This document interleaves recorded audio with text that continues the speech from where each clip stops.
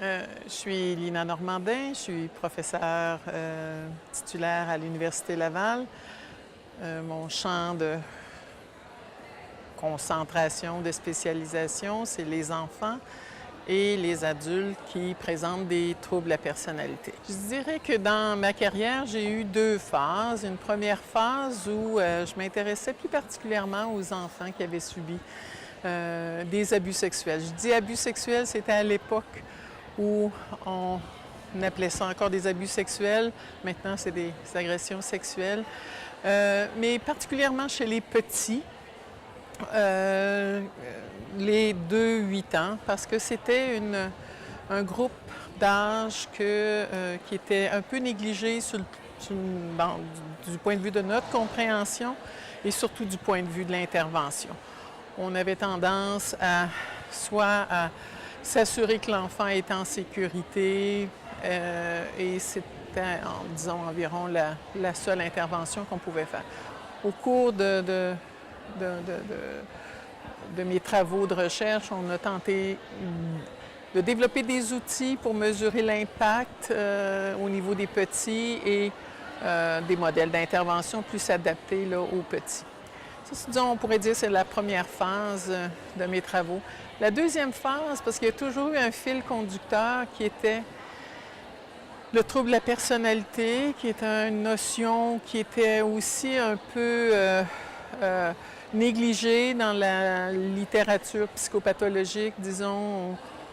On n'avait pas tendance à pouvoir ou vouloir réfléchir à ces problématiques-là, malgré le fait que dans la littérature, on obtenait beaucoup d'appui sur le fait que l'abus sexuel, l'agression sexuelle en bas âge est un prédicteur d'un trouble de la personnalité plus tard, à l'adolescence.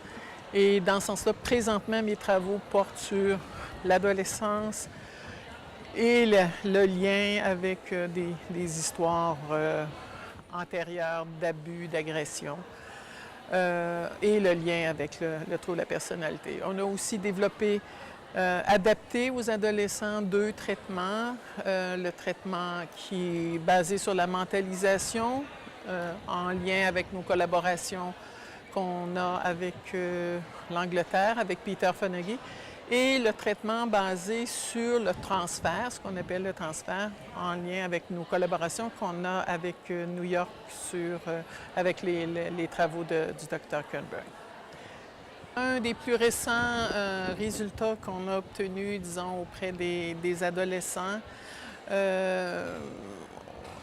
qui présentent un trouble de la personnalité, c'est autour de les comportements automutilatoires, les comportements d'automutilation.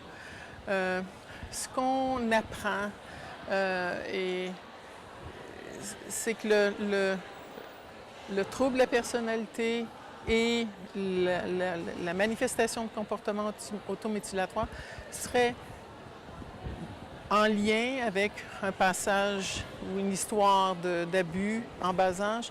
Mais un fait intéressant, on a souvent pensé que l'abus physique pouvait être aussi en lien avec ces comportements-là, mais on semble beaucoup plus, nos travaux semblent beaucoup plus nous amener à réfléchir sur la relation antipathique qui se développe entre le parent et l'enfant, qui semble être un plus grand prédicteur de troubles de la personnalité à l'adolescence et de comportements automutilatoires, plus que, on pourrait dire, les abus physiques. Pour nous, c'est un résultat nouveau, extrêmement important. Ça venait comme